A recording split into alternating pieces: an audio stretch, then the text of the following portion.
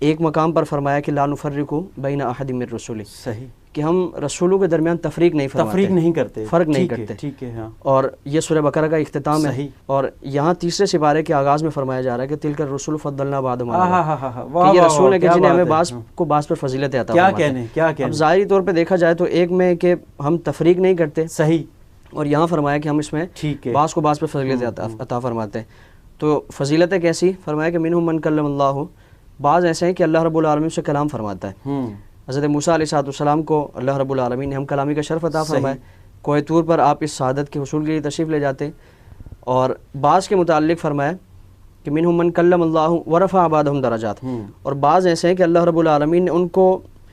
کلام والے انبیاء سے بھی کئی درجات بلند فرمائے۔ صحیح، یعنی حضرت موسیٰ نے تو صرف کلام فرمایا، اللہ رب العالمین نے اپنے حبیب علیہ السلام کو معجزہ معراج عطا فرمایا کہ خود اللہ رب العالمین کا دیدار کیا، جس دیدار کے متعلق حضرت موسیٰ علیہ السلام نے اللہ سے عرض کی تھی کہ الہی میں تجھے دیکھنا چاہتا ہوں، ہاں، تو فرمایا گیا کہ لن ترانی، تو مجھے نہیں دیکھ سکتا، یعنی فرمایا کہ مجھے دیکھنا ممکن نہیں ہے۔ کیا بات، یہاں کیا بات ہے، واہ واہ، اس چیز کے امکان کو بیان فرمایا جا رہا ہے کہ ممکن تو ہے لیکن تمہارے لیے یہ ممکن نہیں ہے، تمہارے لیے محال ہے۔ صحیح، صحیح، اب یہاں دو چیزیں ہمارے سامنے آئیں کہ ایک میں تفریق کے متعلق فرمایا کہ تفریق نہیں کرتے، تو نفس نبوت اور نفس رسالت،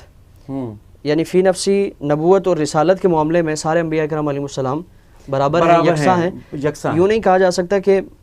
فلاں نبی کو اللہ رب العالمین نے کم درجے کی نبوت عطا فرمائی، فلاں کو اس سے بڑھ کر اس بلند درجے کی نبوت عطا فرمائی،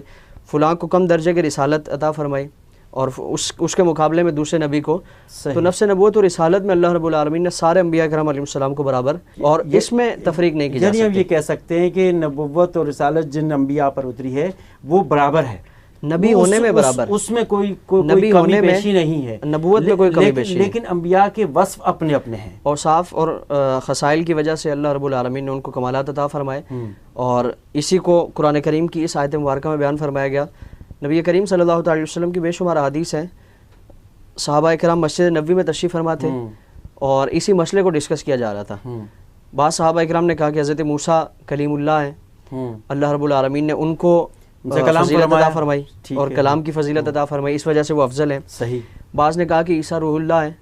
اور اللہ رب العالمین نے بغیر والد گرامی کے آپ کو پیدا فرمایا، اور حضرت مریم میں روح پھونک دی، آپ کی ولادت ہوئی، تو اس وجہ سے اللہ رب العالمین نے آپ کو ایک امتیازی شان عطا فرمائی، تو اس وجہ سے آپ اللہ کے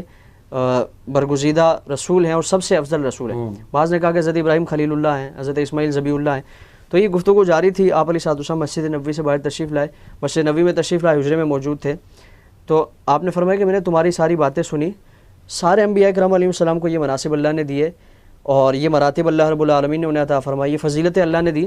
لیکن فرمایا کہ سنو میں اللہ کا حبیب ہوں، اور یہ فضیلت اللہ رب العالمین نے کسی کو نہیں عطا فرمائی، یعنی ساری فضیلتیں اللہ رب العالمین نے اس میں جمع فرما دی، اور فرمایا کہ اللہ رب العالمین نے تمام انبیاء کرام علیہ السلام سے مجھے افضلیت عطا فرمائی۔ تو آپ کے مقام و منصب میں، آپ کے مراتب میں اللہ رب العالمین نے جو فضائل و مناقب رکھے ہیں، جو کمالات رکھے ہیں، وہ گزشتہ انبیاء کرام علیہ السلام کو جو معجزات عطا فرمائے گئے،